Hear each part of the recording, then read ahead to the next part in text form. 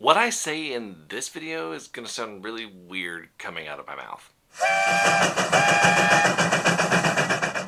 Hey everybody, my name's Jimmy. Welcome to Coffee and Trains. Today I'm drinking some Kawau.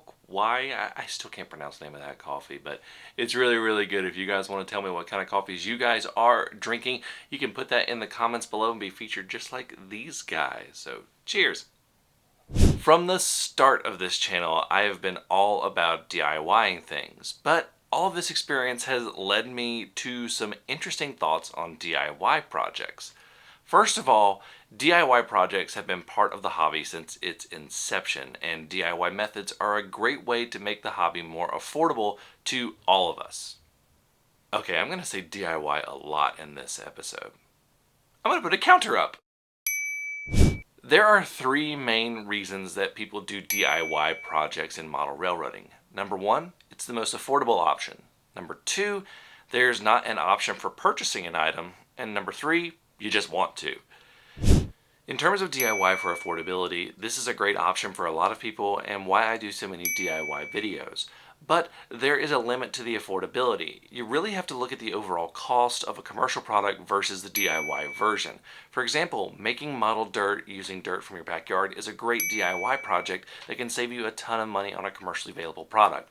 But when you try to make something that is available as a kit and it's only $1 or $2 cheaper after you've done everything, you start losing the argument of DIY for affordability. This is my main argument against 3D printing rolling stock, because by the time you get a 3D printer, you get everything designed and printed out, and then you do all the detailing on it, you've really maybe only saved $1 or $2 or maybe $5 at most on this piece of rolling stock versus one that is commercially available, and odds are it may not run as great. But I'm going to get back to 3D printing rolling stock with my next point. A lot of people do DIY projects when there's no commercially available product. This is especially true when it comes to scenery. There are very few realistic options for things like mountains and hillsides that you can just buy outright. Your options for complete and ready-made trees are fairly limited too. Sure, there are things like super trees, but those are really just DIY supplies that you need all in one box. Going back to the 3D printed rolling stock, if you need to model something specific that has never been made before, DIYing, and you may use a 3D printer for this or not, may be your only option. Now, there are some times when you want to DIY just because you can. For example, I 3D printed this entire strip of buildings. There are plenty of pre-made buildings and building kits that can do the same. But that's no fun! I also 3D printed this chemical plant and the yard details and the building here. There are many people that DIY model railroading purely for their enjoyment. One of the big ones is scratch building structures from things like styrene. People also hand lay their own track, including turnouts. There's plenty of commercially available track out there, but hand laying your track is part of the hobby to some people. You also see things like bridges, roads, you named it.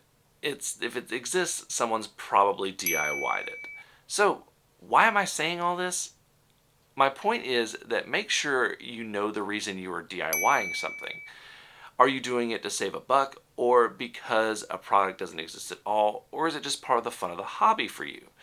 Doing Arduino projects may end up costing the same as a commercially available product, but it's fun for me and it's part of the hobby.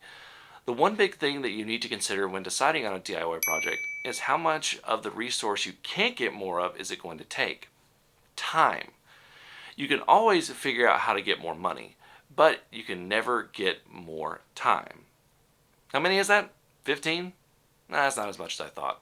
Thank you all so much for watching. Until next time, I'm Jimmy from the DIY and Digital. Stay safe, be kind, drink some coffee, and happy railroading.